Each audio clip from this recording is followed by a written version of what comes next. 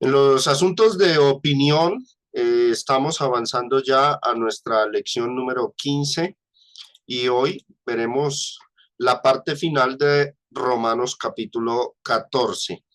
Y vamos a mirar entonces, hermanos, el texto que vamos a analizar en esta lección. Eh, es Romanos capítulo 14, versículos del 21 al 23. Dice: bueno es no comer carne, ni beber vino, ni nada en que tu hermano tropiece o se ofenda o se debilite.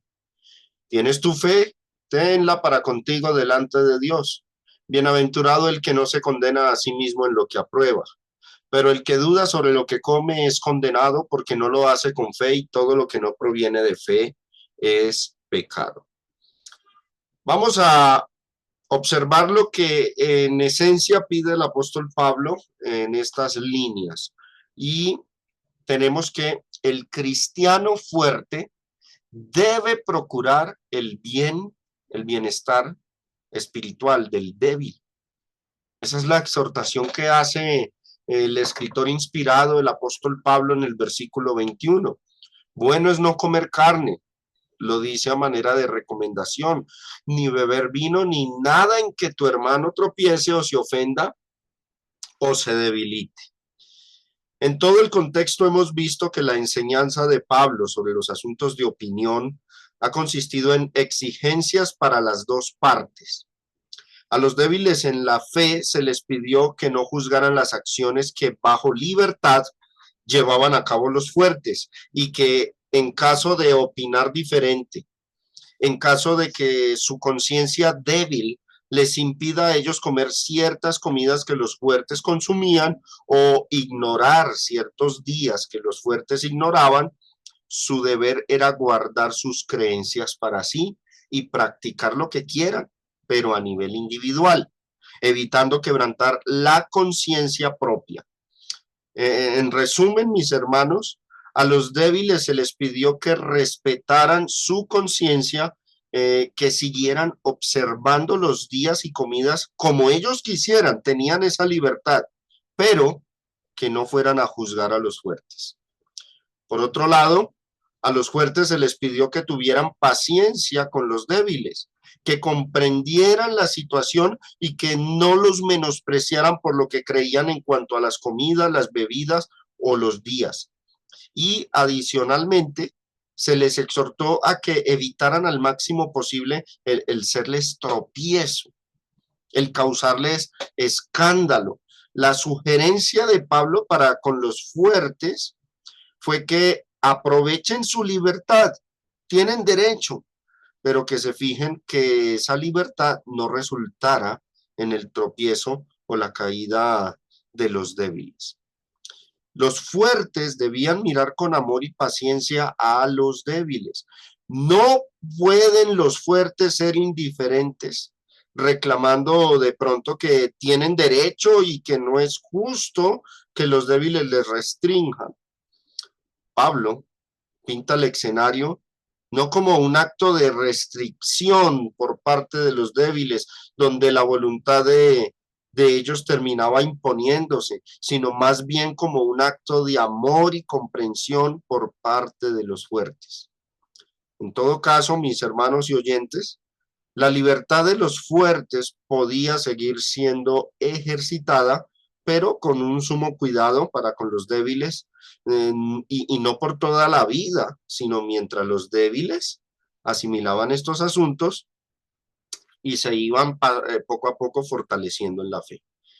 En el versículo 22, el que sigue, al referirse a los fuertes como bienaventurados, cuando dice bienaventurado el que no se condena a sí mismo en lo que aprueba, deja muy claro el apóstol Pablo que la sugerencia hacia los débiles, por implicación, es que ellos deben trabajar mucho por su fortalecimiento, y que no es sano quedarse siempre en un estado de debilidad y fanatismo, ya que eso es causante de problemas, porque quebrantarían luego las libertades de los fuertes. En la lección anterior, mis hermanos, nosotros abordamos brevemente, y esto porque vamos a tener una lección particular y especial para el asunto del beber vino. Pero podemos notar y resaltar aquí que este asunto es elevado al grado de la opinión. Ahí lo tenemos en el pasaje. Cuando dice, bueno es no comer carne, el comer carne es un asunto de opinión. Entonces, cuando sigue ahí diciendo, ni beber vino, pues entonces el apóstol Pablo está elevando el tema de la bebida al grado de la opinión y no del dogma. Por lo tanto, si alguno tiene cierta idea o escrúpulo contra esto, pues esa persona debe trabajar fuertemente en su conciencia para evitar hacer juicios contra algo que no es asunto de doctrina, sino de opinión, como claramente este pasaje lo expone. La exhortación final de este pasaje va dirigida entonces a los fuertes. Observen lo que se dice aquí y voy a resaltar. Bueno es, con esta frase, mis hermanos, y he oído a esto porque esta es una frase que se presta para que algunos impongan sus opiniones, pero no es eso lo que quiere transmitir, y ya lo vamos a ver. Con esta frase, bueno es, no se está estableciendo una norma, sino que se les dice a los romanos lo que es bueno, lo que es correcto, lo que es mejor, pero ¿cómo? Dada la situación del contexto. Repito, no se dice bueno es porque sea norma o mandamiento lo que sigue, sino porque es lo más conveniente debido a la situación presente en la iglesia de Roma. Muchos interpretan muy mal esa frase, bueno es, diciendo que con esa frase está Dios estableciendo una norma, un mandamiento. Pero si fuera así, entonces como consecuencia, cuando luego sigue esta frase, bueno es no comer carne, ese no comer carne, si fuese bueno en el sentido de ordenado, demandado, entonces la consecuencia exegética es que comer carne sería pecado. Y de paso se terminaría contradiciendo todo el contexto de Romanos. Así que es importante interpretar correctamente esa expresión.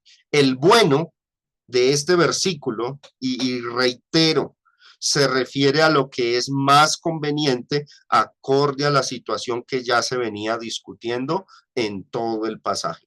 Con esta parte aprendemos algo que incluso la vida secular nos demuestra. Y voy a ir a las ilustraciones aquí. Por ejemplo, una familia en una casa. En una casa, cuando los padres de familia tienen hijos, se nos inculca siempre que los hermanos mayores tienen grandes responsabilidades para con los hermanos menores, para con los pequeños. Los hermanos mayores tienen el deber de ayudar y de cuidar en las cosas que los menores no sepan. Les ayudan a, por ejemplo, aprender a caminar, les cuidan cuando van al colegio o cuando los padres salen de casa, los mayores quedan encargados del cuidado y del bienestar de los hermanos menores. Hago esta ilustración, mis hermanos, porque es muy apropiada para el tema de Romanos 14. La enseñanza de Pablo es que los fuertes en la fe somos, por decirlo de cierta manera, esos hermanos mayores que deben tener cuidado con los menores. Y los débiles en la fe deben ser vistos como nuestros hermanos menores recién convertidos que necesitan aprender mucho de la vida en Cristo para saberse conducir bien en la iglesia. Entonces, cuando uno tiene ciertas libertades como fuerte o como hermano mayor y no tiene cuidado de pronto cómo puede afectar eso al hermano débil, entonces es como si este hermano mayor estuviese siendo negligente ante el cuidado de aquel hermano menor.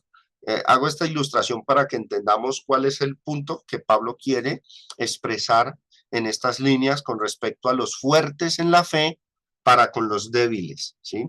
En Romanos capítulo 15, que es el capítulo que sigue, brevemente el apóstol Pablo continúa. A veces pensamos que como cambió de capítulo la Biblia, entonces se cambió de tema, pero no es así siempre.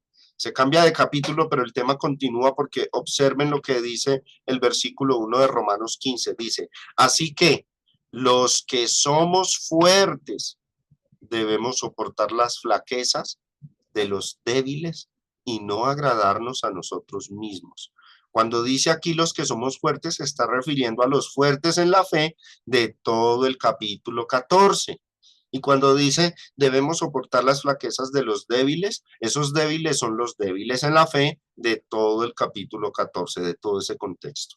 Entonces la exhortación viene cerrándose más bien aquí en el capítulo 15 y dice el versículo 2, cada uno de nosotros agrade a su prójimo en lo que es bueno para edificación, porque ni aun Cristo se agradó a sí mismo, antes bien, como está escrito, los vituperios de los que te vituperaban cayeron sobre mí.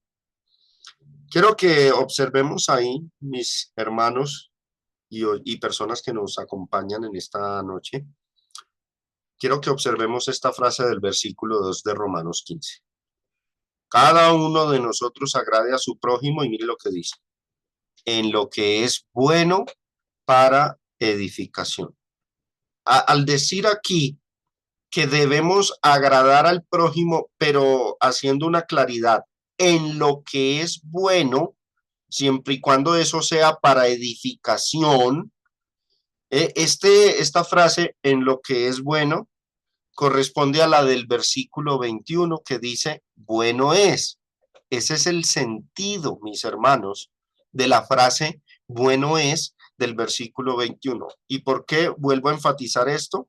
Porque algunos enseñan que ese bueno es del versículo 21 es una norma y que Dios está mandando a no comer carne ni beber vino y que es un mandamiento, pero no, aquí el bueno es, se refiere a aquello que es conveniente por parte de los fuertes hacia los débiles. Por eso dice Romanos 15:2, aclarando ese punto, en lo que es bueno para edificación, no en lo que es ordenanza o mandamiento, como algunos pretenden tergiversar el sentido de esa expresión. Pasemos al versículo 22 y hagámonos la siguiente pregunta. ¿Qué significa la pregunta, ¿tienes tu fe? Esa aparece en el verso 22, ahí está. ¿Tienes tu fe? Tenla para contigo delante de Dios. Bienaventurado el que no se condena a sí mismo en lo que aprueba. Muchos se preguntan, ¿qué significa esa frase? ¿Tienes tu fe? Recordemos, mis hermanos, lo que vimos en los primeros versículos de Romanos capítulo 14 en las anteriores lecciones. La expresión fe no siempre alude a la fe en Cristo o al Evangelio, sino que en este contexto se refiere a la conciencia humana. En el versículo 1 se dijo, recibid al débil en la fe, pero no para contender sobre opiniones. Recordemos esa lección brevemente. Ese en la fe no significó personas que no creen en Cristo o personas que creen muy poco, ni tampoco aludió a personas que son inconstantes en el Evangelio, sino que se refiere a aquellos cristianos que no se han cimentado al 100% en los temas de la fe a causa de su conciencia, debido a que esta conciencia está todavía habituada, sujeta, aferrada a creencias de su vieja religión. Un débil en la fe es entonces una persona débil de conciencia. El término fe, entonces, aquí en este pasaje, se usa como sinónimo de conciencia. Refleja el estado de la conciencia. Unos tienen su conciencia educada acorde al Evangelio de Cristo conocen sus libertades, las aprovechan y por eso se les llama fuertes en la fe, o sea, fuertes de conciencia. Pero a los que todavía les falta afianzarse en esas libertades que Cristo le ha dado y que de pronto piensan y ven con escrúpulo ciertas cosas, como las comidas o los días, esos son débiles en la fe, o sea, débiles de conciencia. Por lo tanto, cuando Pablo pregunta aquí en el verso 22, ¿tienes tu fe? Se dirige a los débiles preguntándoles de cierta manera es, ¿tienes esta creencia? ¿Estás convencido de lo que crees? ¿Tienes convicción de esta práctica? Miremos ahí ese versículo 1, recibid al débil en la fe. Y preguntémonos, ¿qué significa en la fe? Aunque ya lo hemos visto, ¿no? Pero vamos a recordarlo. Voy a poner ahí arriba una elipsis. En la fe, explicando qué es en la fe. O sea, al débil en sus convicciones personales. O al débil en la enseñanza sobre la libertad cristiana. Bien podemos suplir o reemplazar esa frase en la fe de la siguiente forma. Recibid al débil en sus convicciones personales o recibid al débil en la enseñanza sobre la libertad cristiana, que es una enseñanza que forma parte de la fe del Evangelio. Entonces, mis hermanos, teniendo en cuenta esto, porque es importante esto para entender esa pregunta del verso 22, ¿tienes tu fe? Podemos establecer que se dirige a los débiles y les estás preguntando prácticamente lo siguiente. ¿Tienes esta convicción? Por ejemplo, acorde al contexto, guardar el sábado. O sea, ¿tú crees? Le pregunta Pablo al débil, ¿tú tienes fe en el sentido de, ¿tú tienes esta convicción de que tienes que seguir guardando el sábado? Recordemos que la pregunta va dirigida a los débiles. Por ir dirigida a los débiles, Pablo está cuestionando sus asuntos de conciencia. Los débiles de Roma eran los cristianos que venían del judaísmo y que se restringían de comer ciertas comidas y que guardaban los días sagrados de la ley como el sábado. Entonces, esta pregunta, ¿tienes tu fe? Hay que entenderla o interpretarla acorde a ese contexto y a esa línea de pensamiento. Si la palabra fe viene utilizándose aquí como sinónimo de convicción o conciencia, pues entonces la pregunta que le está haciendo Pablo a estos débiles es, ¿tienes esta convicción? ¿Tú crees que tienes que seguir guardando el sábado? Un ejemplo, ¿no? O tú crees que no debes comer carne de cerdo, porque ese era el contexto y el marco histórico, y también el de la carta nos muestra que la discusión de los débiles se debía a asuntos de días y a asuntos de comidas. Entonces, mis hermanos, más o menos se puede entender esta pregunta así, cuando dice, ¿tienes tu fe?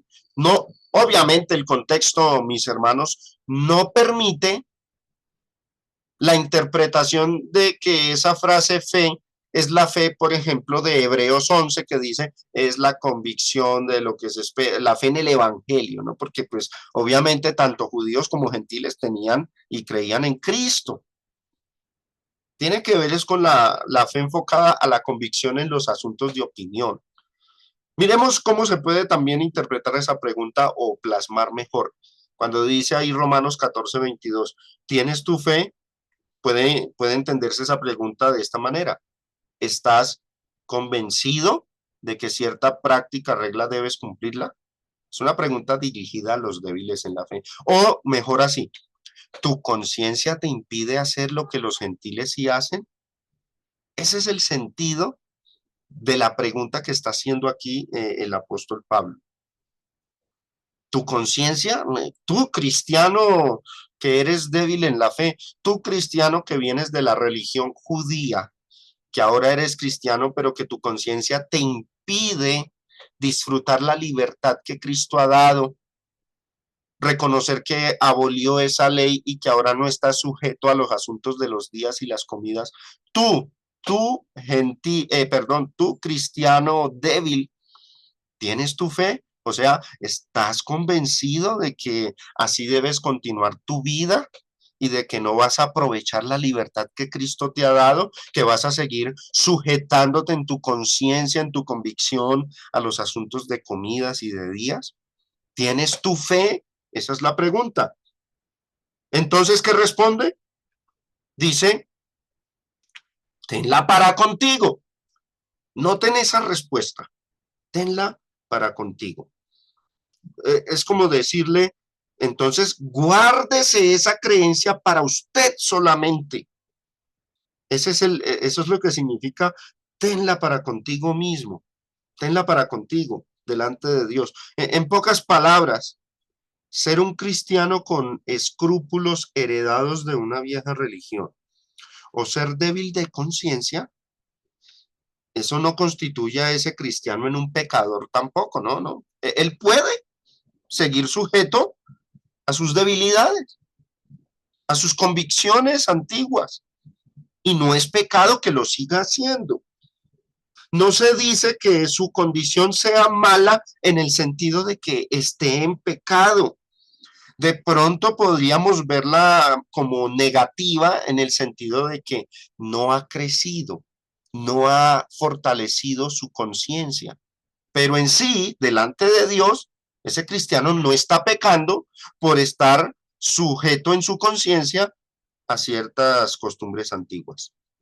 Eso no es pecado, mis hermanos, y valía la pena aclararlo. Dios no lo constituye en pecador. No se dice que su condición sea mala o que desagrade a Dios en absoluto. Por ejemplo, si un cristiano cree que no debe encender luces en diciembre, voy a poner este ejemplo. Cree que no se debe encender luces en diciembre.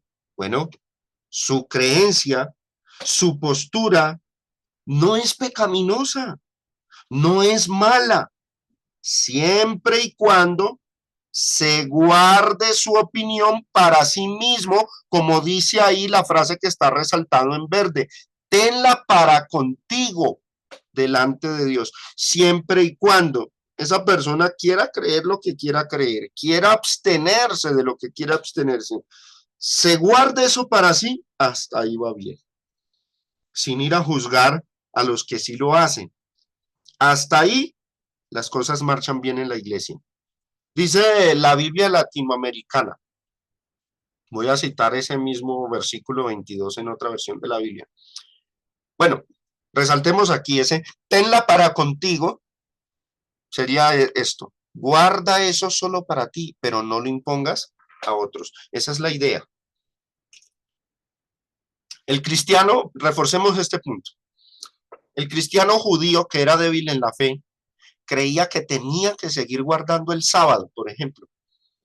Tengo que seguir guardando el sábado, mi conciencia me dice que algo está mal si yo no guardo el sábado. Bueno, ¿tienes tu fe? ¿Tienes esa convicción? ¿Estás convencido de que tienes que hacerlo? Listo, hágalo, guárdelo, pero téngalo para usted nomás.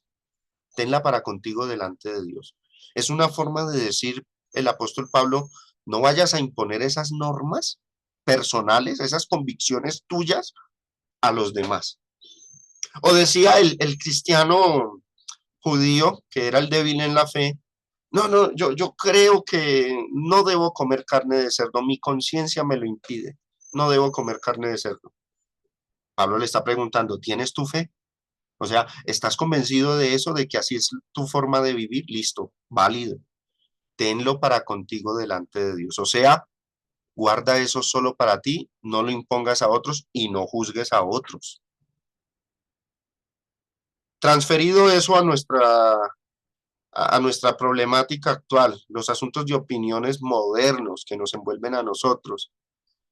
¿Crees que está mal prender luces en diciembre? Bueno, listo, dale, no hay problema, síguelo creyendo.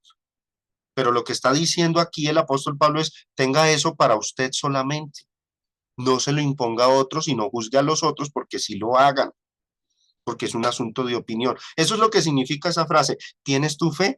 Tenla para contigo delante de Dios. Esa es la exhortación que está haciendo Pablo a los débiles en la fe. Ahora sí miremos este mismo versículo 22, esa frase.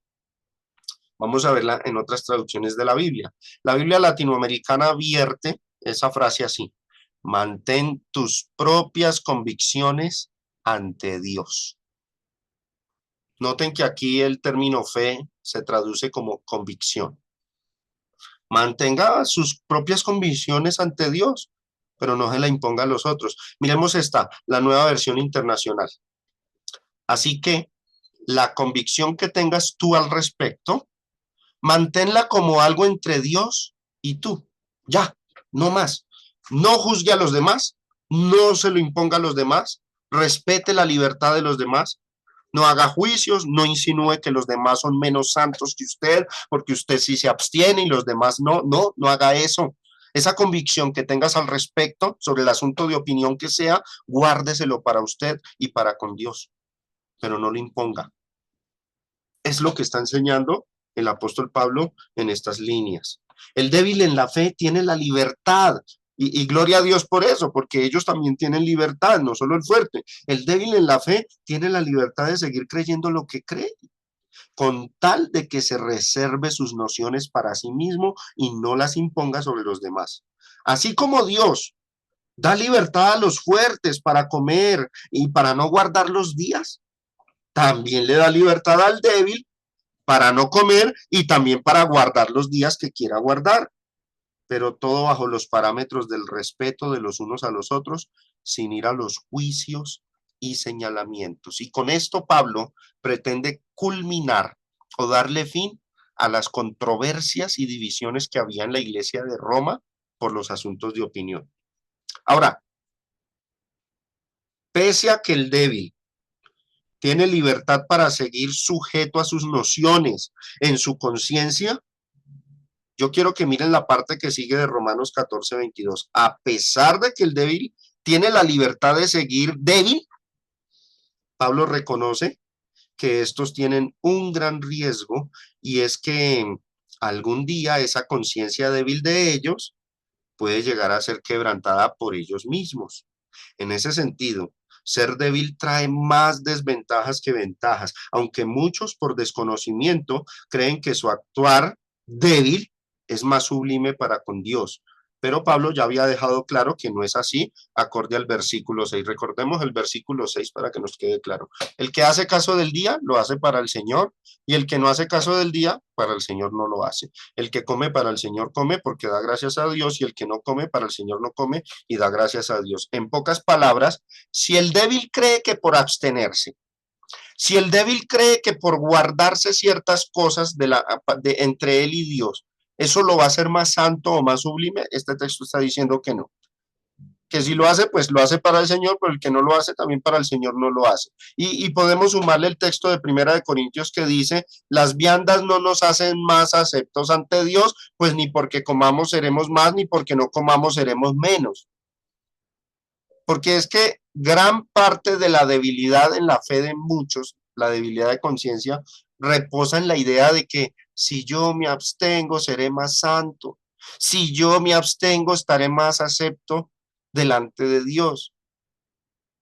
Pero estos textos están demostrando que no hay diferencia entre si come o no come, si hace caso del día o no hace caso. Verso más adelante, si bebe o no bebe, eso no marca la diferencia para con Dios. Sigue igual su situación ante Dios. Entonces, hermanos,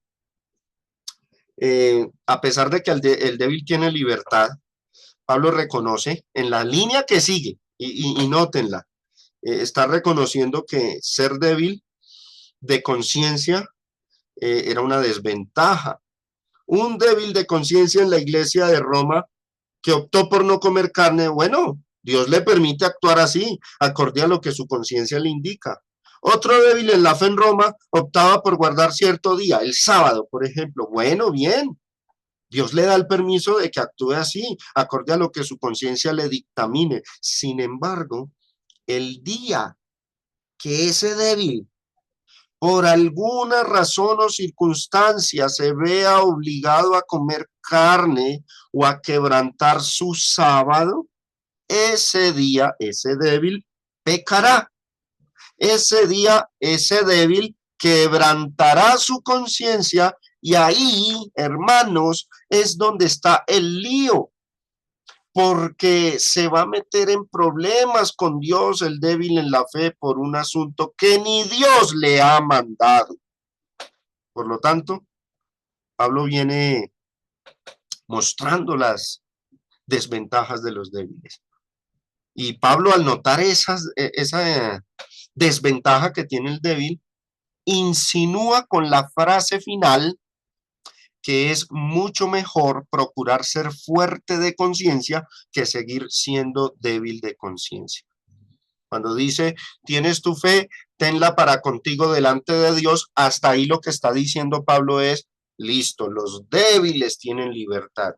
Absténganse, no coman carne, guarden su sábado, sean fieles a sus tradiciones, pero guárdenlos para ustedes. Tienen la libertad de hacer. Hoy día, traduzcamos esto al hoy día, a la actualidad. Está bien, tú quieres no prender luces, tú no quieres hacer comidas, no vas a dar regalos, ejemplo, en diciembre. Adelante, no hay problema. Guárdese eso para usted, créalo para usted y delante de Dios. Pero mire lo que dice luego, bienaventurado el que no se condena a sí mismo en lo que aprueba. O sea, Pablo está mostrando con esta frase que a pesar de que los débiles tienen la libertad de seguir sujetos en sus conciencias a sus debilidades, dice que es más dichoso y que es bendecido. Eso significa el término bienaventurado, es estar libre. Es mejor no ser débil en la fe. Es mejor fortalecerse. Bienaventurado el que no se condena a sí mismo en lo que aprueba. El fuerte en la fe no se va a condenar a sí mismo en nada, porque su mente es fuerte y aprovecha la libertad y para él no hay pecado en lo que come o en los días que guarda o en lo que bebe.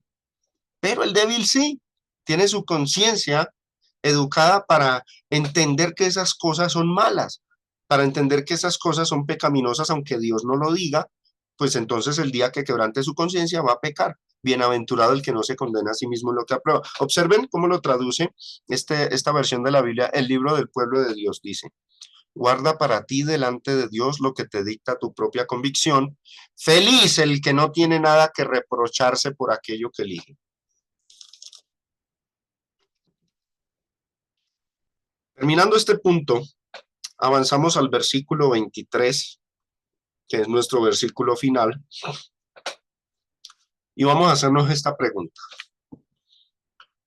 ¿Por qué quebrantar la conciencia es pecado? Bueno, el Señor muestra claramente que eh, quebrantar la conciencia es pecado.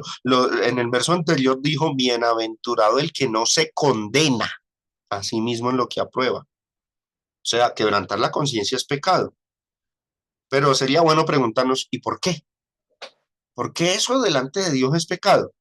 Romanos 14:23 dice, pero el que duda sobre lo que come es condenado, porque no lo hace con fe, y todo lo que no proviene de fe es pecado. Quiero recordar y enfatizar que aquí la palabra fe alude a la conciencia o convicción personal. Y voy a resaltar este punto, porque no lo hace con fe, y todo lo que no proviene de fe es pecado. Este pasaje es uno de los que más, hermanos, este pasaje es uno de los que más ha sufrido malas interpretaciones. La mayoría de esas malas interpretaciones se deben al típico error de sacarlo fuera de su contexto. Recordemos que aquí la palabra fe se refiere no a la fidelidad del cristiano para con Dios o a la fidelidad del cristiano para con el evangelio y las normas, no, sino a la conciencia según su estado y convicción. Observemos ese mismo versículo 23 en otras traducciones de la Biblia. Nueva traducción viviente dice así.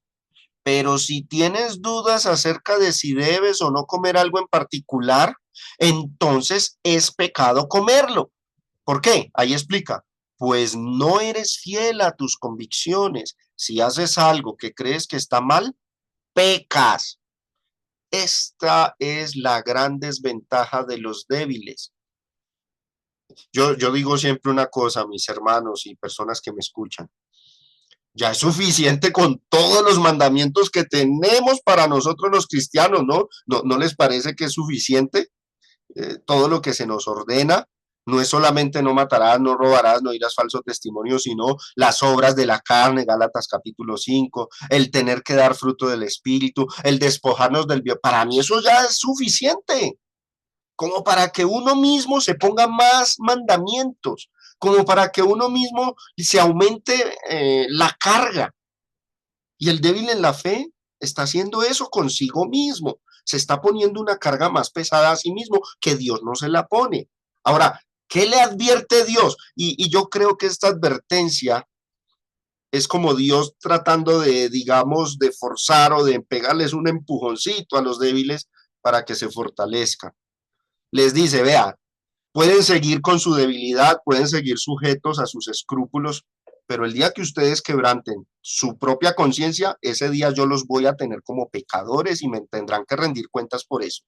Es como mostrando a Dios que es mejor que se saben, es mejor que se suelten de esos escrúpulos y esos dogmas de hombres.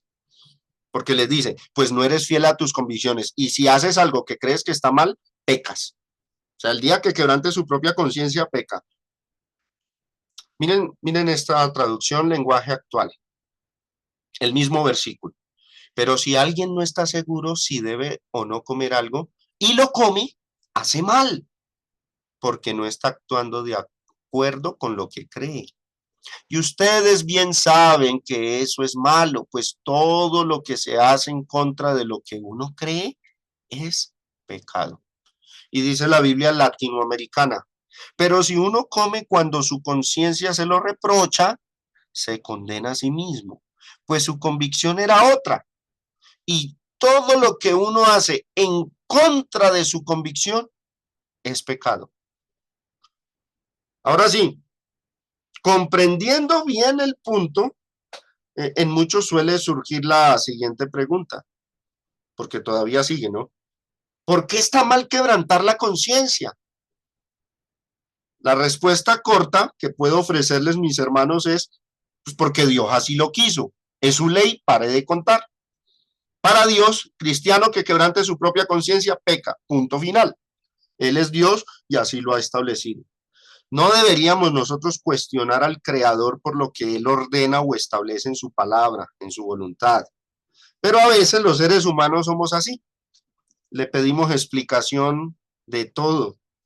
Y aquí no vamos a dejar el asunto sin explicar, por supuesto. Hay buenas razones por las que podemos llegar a concluir que actuar en contra de nuestras convicciones o conciencia está mal y se constituye en pecado delante de Dios. Me gusta este comentario, voy a citarlo. Comentario bíblico Mundo Hispano.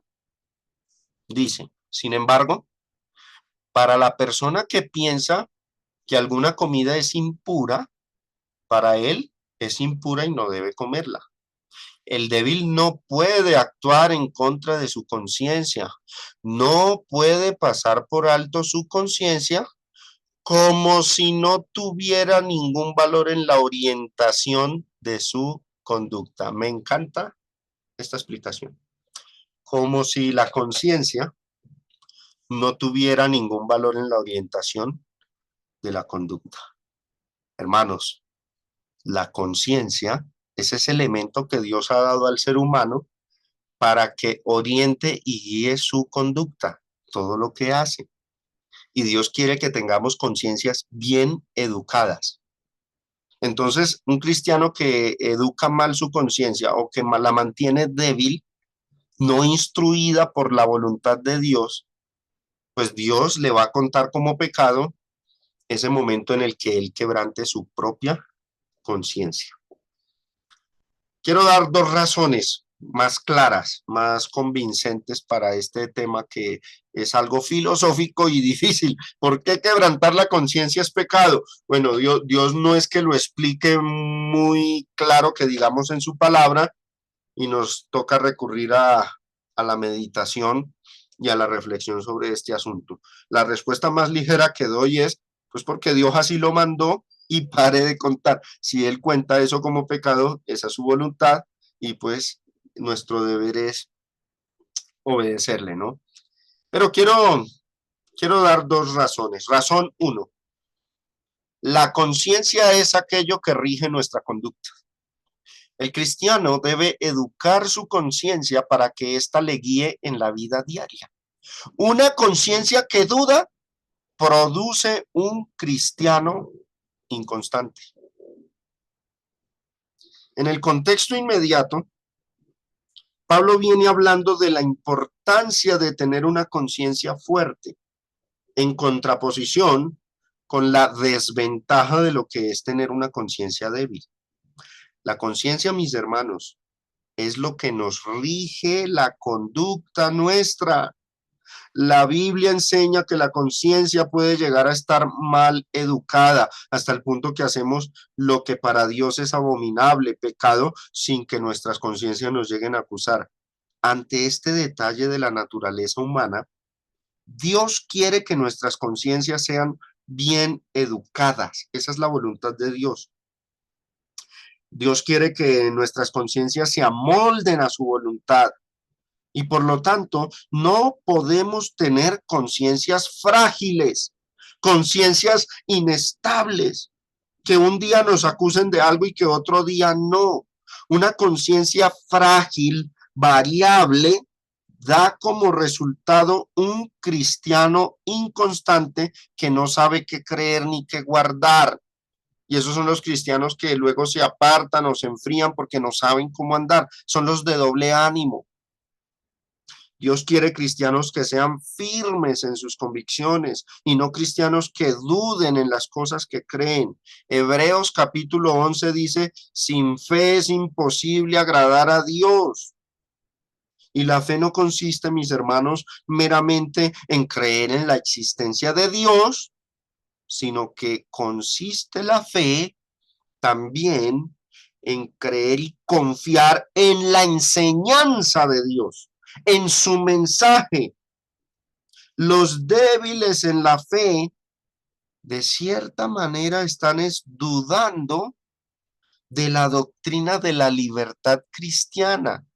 Por ejemplo, al cristiano judío se le dijo, mira, Dios abolió la ley. Dios abolió el sábado. Ya no necesitas, no es tu obligación guardarlo. Dios lo abolió. Pero si ese cristiano judío sigue pensando, no, yo escuché esa doctrina, yo entiendo que el sábado quedó abolido, pero ay, yo siento que tengo que guardarlo. Algo me dice que si no lo guardo me voy a condenar o que seré menos agradable ante Dios. Bueno, de cierta forma está dudando de la doctrina de la libertad cristiana. Tiene temores, ¿por qué? Porque no está confiando en esa palabra que dice que la ley quedó abolida. No está confiando cuando Cristo le dice, eres libre, puedes hacerlo y no pecas. No está confiando. Y por eso todo lo que no proviene de fe es pecado. Hermanos, la fe no es solamente creer en que Dios existe. La fe es creer también en su enseñanza, en su revelación. Los débiles en la fe dudan en cierta medida de la doctrina de la libertad cristiana. Por eso se tienen que fortalecer. Por eso, mis hermanos,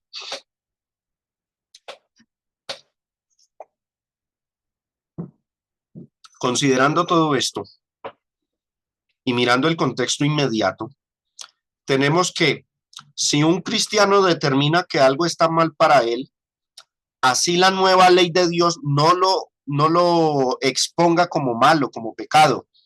Dios le manda a ese cristiano débil que actúe acorde a lo que dictamina su conciencia y que la respete, que no la quebrante, porque el día que ese cristiano la quebrante, Dios le va a tener por pecador. Y recordemos que el pecado reposa no tanto por la acción que haya hecho, porque al fin y al cabo esa cosa no era parte de la ley ley divina, sino asunto de opinión. Pero Dios sí le va a tener a ese hombre o a esa mujer por pecador, por no ejercitar ni educar correctamente su conciencia. Y este punto en particular sí es algo delicado ante Dios. Y yo reitero, el que quiere que nuestras conciencias sean fuertes, edúquela acorde a la voluntad de Dios. Dios quiere conciencias educadas correctamente, acorde al Nuevo Testamento, pero también quiere que sean conciencias fuertes. Así que cualquier fragilidad en la conciencia, cualquier inestabilidad en la conciencia, le desagrada a Dios, porque el resultado de las conciencias débiles son personas de doble ánimo, personas inestables en cualquier otro aspecto de vida o asunto de opinión. Esta es la razón primera por la que explico el por qué quebrantar la conciencia es pecado. Hay una segunda razón, y prestemos atención a esta, que ya vamos a culminar nuestra lección. Razón 2. El peligro era que confiaran en la salvación por las obras de la ley, esos cristianos débiles, y no por la fe y gracia de Cristo. Los cristianos judíos podrían comer dudando de la fe y gracia de Cristo, desconfiando de su obra en la cruz y de la doctrina de la libertad que él trajo. Esta razón que expongo acá, o interpretación, considera no solamente el contexto inmediato, o sea, el capítulo 14, sino mucho más el contexto lejano, o sea, toda la epístola. Pablo venía enseñando en toda la carta a los romanos que la salvación es por la fe y por la gracia del Señor Jesucristo, y no por las obras de la ley judía. El pensamiento de los judíos era contrario a esto. Ellos creían que para ser salvos se tenía que obedecer perfectamente la ley de Moisés. Acuérdense en Hechos capítulo 15, versículo 1, si no circuncidáis conforme al rito de Moisés, no podéis ser salvos, decían los judaizantes. Muchos judíos se convirtieron a Cristo y empezaron a andar en esa fe, confiando en Cristo, en su mensaje. Y la fe en Cristo implicaba que tenían que confiar en la doctrina sobre la libertad que él estaba revelando en ese momento. Sin embargo, al estos cristianos judíos dejarse vencer por sus viejas creencias e insistir en cumplir las normas mosaicas y las tradiciones, demostraban que su confianza o su fe en Cristo era muy, muy débil. Ante este panorama, Pablo les dice que si quieren, pueden seguir guardando sus normas y tradiciones, que no hay problema con eso, pero que lo hagan en el ámbito individual y que no impongan eso a los gentiles, y sobre todo que no fueran a creer que tales normas eran el camino de salvación, o sea, que no fueran a tomar esas normas o esas convicciones personales como el camino de la fe que los salva para salvación, porque ahí sí era pecado. Existe la posibilidad de que en este versículo 23, mis hermanos, Pablo esté advirtiendo lo mismo que advirtió a los Gálatas. Animo a todos mis hermanos a que busquen en YouTube nuestro seriado sobre Gálatas. Pablo es muy posible que esté advirtiendo lo mismo que le advirtió a los Gálatas, que el día que ellos dejen de actuar por fe, es decir, cuando dejen de creer que su salvación depende de su fe en Cristo y empiecen a creer que su salvación depende del cumplimiento de las obras de la ley, en particular de las leyes sobre las comidas y leyes sobre los días, a partir de ese momento van a pecar y van a caer de la gracia por pretender ser salvos por la ley. Acuérdense de Gálatas 3:10 que dice que están bajo maldición, y de Gálatas 5 que dice que los que se quieren justificar por la ley se desligan de Cristo. Si la línea de pensamiento del apóstol Pablo es esta, y es muy posible que lo sea, mis hermanos, debido al tema general de toda la carta, aquí encajaría la idea de que Pablo exhortó a los débiles cristianos judíos en Roma a que guarden el día que guarden, que quieran guardar, o coman lo que quieran comer. Es esencial que anden por la fe y no por la ley.